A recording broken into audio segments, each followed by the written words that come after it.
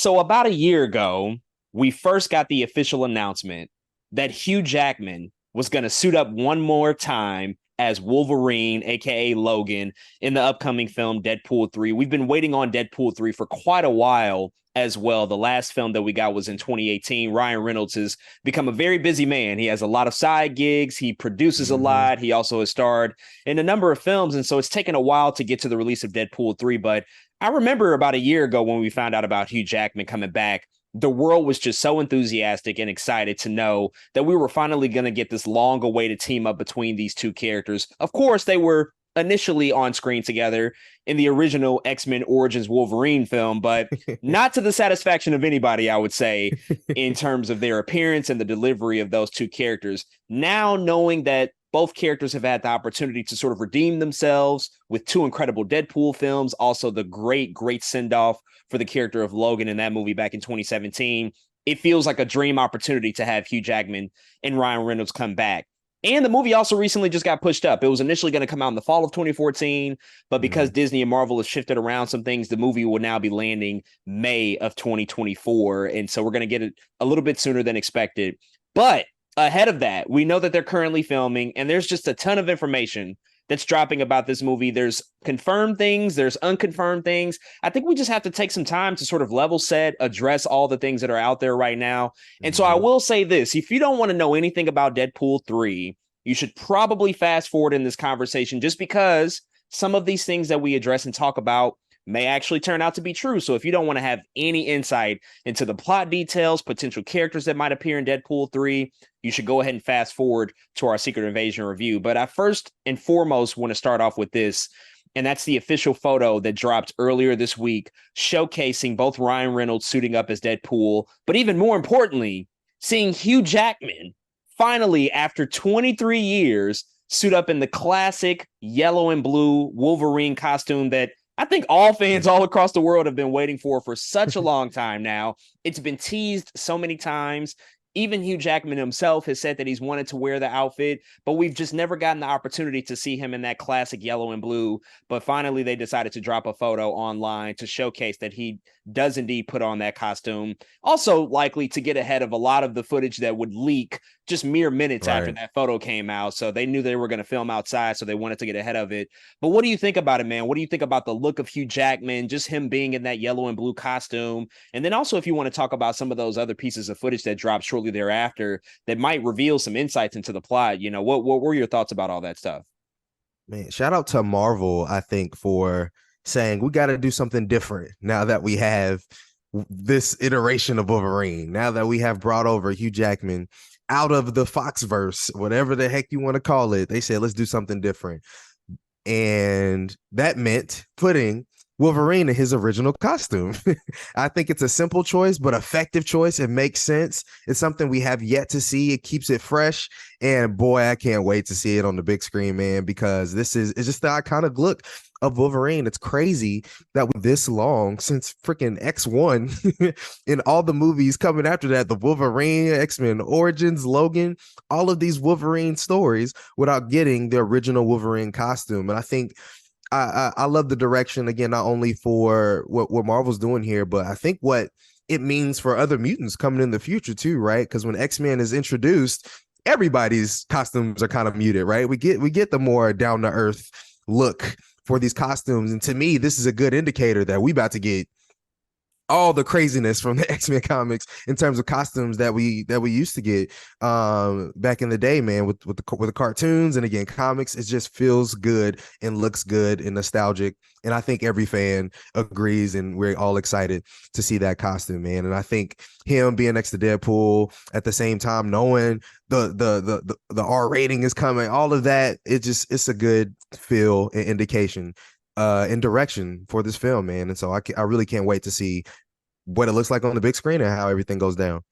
Yeah, it looks so good in the photo that you can only imagine that it's just going to be further heightened once we see it in the context of the film and we can see that beautiful cinematography hopefully in the film. But I think, man, this is just like one of those things that fans have been salivating for such a long time, because as you noted, many of those Fox X-Men films, they decided to go with a more grounded, militant, sort of militaristic Mm-hmm. approach in their outfits. They often stuck to black until some of those later films, some of those prequel films like First Class, decided to lean more into the color choices of those classic X-Men costumes that we typically would see in the comics or even in animated series. But by that point, Wolverine as a character wasn't as prominent of a feature character in some of those prequel films. He would later go on to be very, very important to Days of Future Past. But again, they sort of reverted back to really grounded approach with the look and the feel of the costume. So the fact that they have just decided to lean all the way into it and pull so much inspiration from the comics and as well as the X-Men animated series, which many of us grew up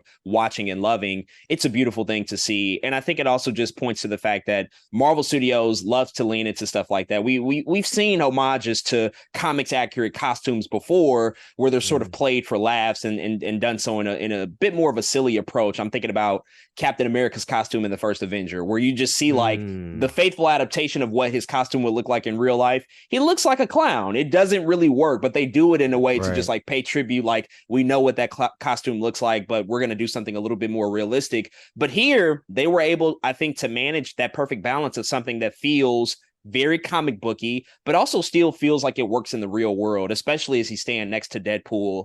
And you can see the contrast between just the colors and the stylistic choices. And so I just love how it looks here. And I think, again, once we see the film, it's only going to be added value of everything that they're trying to achieve. But beyond the costume, again, there was a lot of other leaked footage that came out that might sort of tip us off in terms of what this movie might ultimately entail, because we do know that Logan dies in that film. Like, that's the end of that character. And so somehow he's going to be brought back. And I think that this movie presents all sorts of opportunities and possibilities, because who's to say that this version of Wolverine in the film is going to be the version that we have known all these years? It could be a different version. It could be a variant. We know that this is the multiverse saga.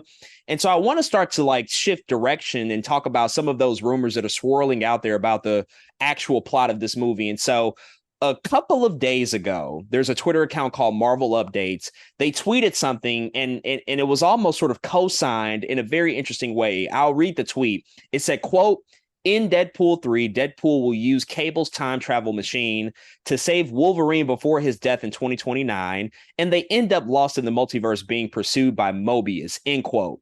Now, what makes this tweet interesting is the fact that two things. One, Mobius was rumored to be a part of this movie. We got sort of a leak of information a while ago that Mobius from the TVA, from the Loki series, as well as Miss Minutes, were going to be a part of Deadpool 3. But in addition to that, the second thing is that this tweet was quote tweeted by Louis Tan, who plays Shatterstar from Deadpool 2, who was a part of that X-Force team. We don't know if he's going to come back for Deadpool 3, but maybe he will. Maybe he's a surprise appearance in that film. What do you think about this possibly being the plot of the movie? The fact that this could potentially explain the reemergence of Logan and Wolverine in the movie, and then also adding on to the fact that we have found out that Jennifer Garner is going to be returning as Elektra in this movie. That was pretty much confirmed by all the major trades earlier this week, such as the Hollywood Reporter, Deadline. Everybody started to report that she's coming back. And that would point to the fact that this has to be some sort of multiverse story, considering we're pulling characters from other Fox films to be a part of this. And we ultimately know that Deadpool will be integrated into the MCU proper. So what are your thoughts about all that? Man, there's so much there. And I think the plot to me makes a lot of sense. Like, I have no reason not to believe that could be the plot of the film. It'll be cool to see potentially Josh Brolin come back really quick as Cable. You know what I mean? I think that'll be a small treat for fans. But using his time travel machine is like definitely something we've seen before. You know what I mean? And so again, none of this is out of the realm of possibility, especially again, like you said, we're in the multiverse saga, and now we can get a Wolverine before he dies. You know what I mean? They can technically just delete Logan and be like, well, let's take this Wolverine and move on with it. And so, man, I don't know. I think the hard part, not necessarily hard to believe, but the hard part to like wrap my head around a little bit is them being pursued by Mobius. Like, I don't know if that's like, too much going on there, depending on how Loki shakes out, though, right? Like, depending on how Loki shakes out, it's like, oh, this thing is really connected. I think there's an opportunity there for them to do that, but it's just hard knowing they haven't connected the stories like that yet with these MCU shows. So that's like the one detail I'm like, pursued by Mobius.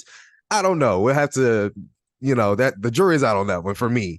I'm like, let's let that one go. But I believe everything else there. And I believe it would make sense. And especially, I think the other thing that, of course, the big plot point everyone's talking about is Deadpool kills the Foxverse or whatever, right? That's the big thing everyone's talking about. And so I could see somewhere in there how both things are happening at the same time. They are running or something through the multiverse, but in order for them to fix it, for some reason they have to go kill all these people. I don't know why.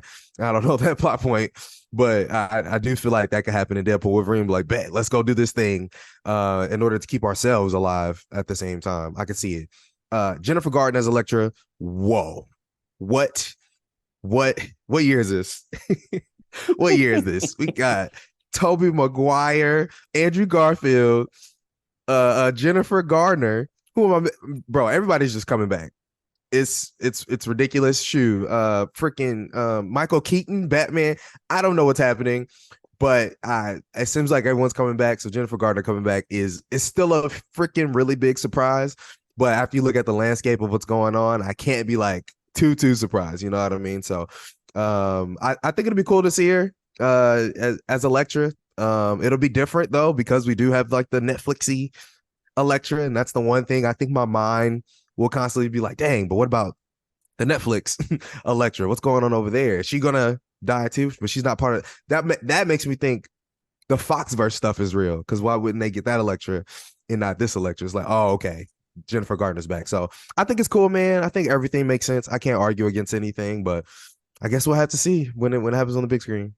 Much of the speculation coming into Deadpool 3 is that it was going to riff in some way off of the comic book, where Deadpool kills the Marvel Universe. And many people speculated like, oh, will Deadpool kill the MCU? Well, instead, the pivot could be Deadpool kills the Fox universe of Marvel characters or whatever, however they deem it, because also one of those leaked pieces of footage from the filming of Deadpool 3 that featured Hugh Jackman and Ryan Reynolds, filming a scene in sort of this open beach-like area. There was a huge replica of the 20th Century Fox logo in the background. Like, why else would that be there? Like, exactly. We know these movies are super meta. They're very much fourth wall breaking, so they're clearly going to reference this stuff outright. Ryan Reynolds is just going to call it out for what it is. There won't be any surprises, I think, to that regard. But why else would you have a 20th Century Fox logo built in this really huge life-size form? Perhaps that's like an area of the TVA. We know that there was like that wasteland that was introduced in Loki. I think it was called the Void. Maybe they're in the Void, and just like the 20th Century Fox logo is hanging around, and that's how you get Mobius and Miss Minutes tied in. To the point about Jennifer Garner returning as Elektra, definitely a big surprise. I think that this is so interesting, speaking to the landscape of where things are. The Independent UK actually tweeted something that I thought was pretty funny when this news broke. They said that Deadpool 3 to now feature cameos from movies everyone hated 20 years ago, which is really funny to me, because we have gotten to the place where we are starting to sort of reach the bottom of the well, that we have to go to characters from movies that nobody really cares about and loves, at all. Initially, this started out as a really good experiment when you have like Tobey Maguire and Andrew Garfield coming back. It's like, well, many people love the Tobey Maguire movies. The Andrew Garfield movies have many things about them that people respect, even though they're not perfect. But those characters in particular, we love. Jennifer Garner as Elektra is like, wait, what? Why does this make any sense? But if it is killing the Fox universe, if we're going back to all those characters, I think in reference to the story, this could be utilized in a really, really informative way about how we transition the Deadpool character from that universe over into the MCU proper to make him more of a mainstay. Now, the caveat to that is that she's not going to be the only cameo. Like, there's no way that Elektra is just going to be the primary person that we're focusing on. In fact, there are tons of other rumors about who might pop up in this film, things that we speculated about and are starting to, I think, bubble up to the surface in terms of the possibilities. When you think about Jennifer Garner's Elektra, that would also beg the question as to whether Ben Affleck might come back as Daredevil because they Exactly. obviously have a relationship, those two characters. She was introduced in that Daredevil movie. Again, a movie that nobody really loves, but Ben Affleck could resurface as that character. Also, Patrick Stewart and Ian McKellen coming back as Professor X and Magneto. Those seem super obvious and clear just because of their relationship with Mm-hmm. Logan all throughout those movies. Also, you think about the rest of the OG X-Men cast, Halle Berry as Storm, James Marsden as Cyclops, Famke Jensen as Jean Grey. They can very much be on the table. There were possible rumors and speculation about the appearance of Halle Berry a couple of weeks ago. I think some paparazzi caught her wearing the white, sort of wig, which, why else would she have a white wig if she's not being Storm, right? So Right. all sorts of speculation, but then there's like a big bomb too, because we're starting to lean into Flash territory. If you haven't seen Flash, Mm-hmm. spoiler alert, but you get the appearance of Nicolas Cage as Superman, a movie that never happened, but obviously calling back to the possibility of that character being a part of that universe. We're talking that Channing Tatum might possibly appear as Gambit. That's a huge rumor that's swirling around right now. That Gambit movie never came to fruition, but Channing Tatum was indeed cast. They were going to make that movie. That was officially confirmed a while ago until they eventually took it off of their production schedule. What do you think Mm-hmm. about all these cameos? Because on one end, it sort of seems exciting, but if I'm being honest about it, do these cameos actually service the story in a meaningful way? Are we just in a place now where cameos are the story, but they don't really have any meaningful purpose, and they're just, meant to get butts and seats in movie theaters and get people anticipated and excited about the possibility of just seeing people back in the film? How do you feel about this? Does it make you excited, or does it make you a little bit hesitant just considering the landscape of where we are right now? Yeah, I think a little bit of both. You asked the question, does it service the story? I think if they're going all the way into the Deadpool and Wolverine kill the Fox universe thing, it works because to me, it's hopeful for whatever the mutant phase of the MCU is. It's like, let's get rid of that old shit. You know what I'm saying? Let's throw all that away. And if that means these characters reappear to get killed off, I'm kind of down for that. You know what I mean? But if some of these people are just here just to throw them here, that's when I start to get like, okay, like they didn't die, or like they didn't move the plot to tell us this is how we're moving forward with Deadpool and Wolverine in particular.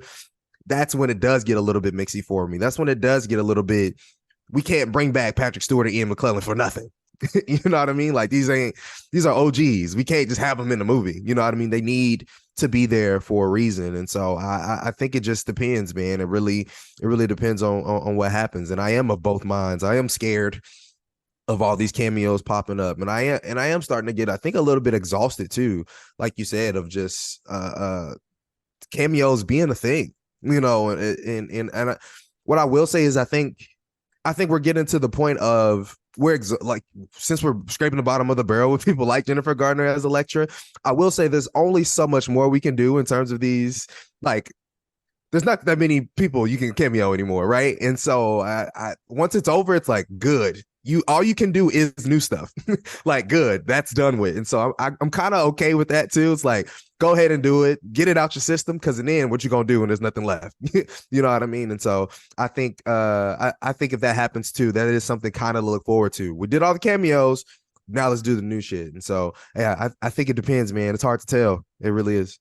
Yeah, I think what makes a film like Spider-Man No Way Home so special is the fact that Tobey Maguire and Andrew Garfield were not cameos. They were an integral part of the Exactly. story. They pretty much were there for the entire third act and most of the end of the second act, and they played a very, very crucial role to the development of Tom Holland's Spider-Man, and also just the reemergence of the villains in that movie. Again, the villains, even Willem Dafoe, Alfred Molina, Jamie Foxx, like they were there for the entire movie pretty much. It wasn't just like we're here for a scene and we're gone. And that's the difference between a film like Spider-Man No Way Home versus other films like Doctor Strange in the Multiverse of Madness, a movie that I admittedly really, really enjoy, but you get the emergence of the Illuminati and they're there for like 5 minutes and then they get killed Right. off. Or even recently, again, with The Flash, spoiler alert, if you have not seen The Flash, the 3-minute sequence that takes place at the end of the movie is for characters that have no importance to the movie. It's just to show them. In fact, Right. they resurrected people from the dead just to place them there. Christopher Reeve pops up. And I think the cameo that I enjoyed the most, another example of scraping the bottom of the barrel is pulling George Clooney back to be Bruce Wayne again from a movie that nobody fucks with at all. So it's like we're once again doing that now over in the Marvel universe, talking about characters like Jennifer Garner as Elektra or Ben Affleck as Daredevil, or even a character like Gambit played by Channing Tatum for a film that never happened. Now, does this even seem likely? I think so. And this movie is starting to shape up to be more like what we thought Doctor Strange in the Multiverse of Madness is going to be. I think we might have done that cameo draft 2 years too early. You know, we thought that all these characters would appear in that film, right? But they're actually going to appear in Daredevil, or excuse me, in Deadpool 3. And you know, Channing Tatum and Ryan Reynolds are obviously good friends. Like Channing Tatum cameoed in Free Guy. Nobody knew that he was in that movie. He obviously is having a lot of fun right now. He recently just made a surprise appearance in Bullet Train. Nobody knew that he was going to be in that movie. So this seems extremely, extremely obvious that it'll happen, but it will come down to the execution of it all, because if they're just popping up to get offed and killed by Deadpool or Wolverine or both, all right, that makes sense in terms of moving the character forward to get him into the MCU, but can it be more meaningful? Can we do something that has a little bit more weight to it? Because those are actually characters I like. I like Storm from Halle Berry. I like Famke Jensen as Jean Grey. Like, I actually have a relationship with them. They were some of our first live action heroes that we grew up with 20 some odd years ago. And so I would like to have a little bit more meat on the bone if we're going to bring them back for, you know, sort of a one-off appearance in Deadpool 3. But we will have to see. Again, this is all speculation. We don't know if this stuff will actually happen or not. It just does seem likely. And so once the movie is starting to get closer to the release, I'm sure a lot of the marketing and the rollout and the anticipation will grow as we start to learn more details about the story.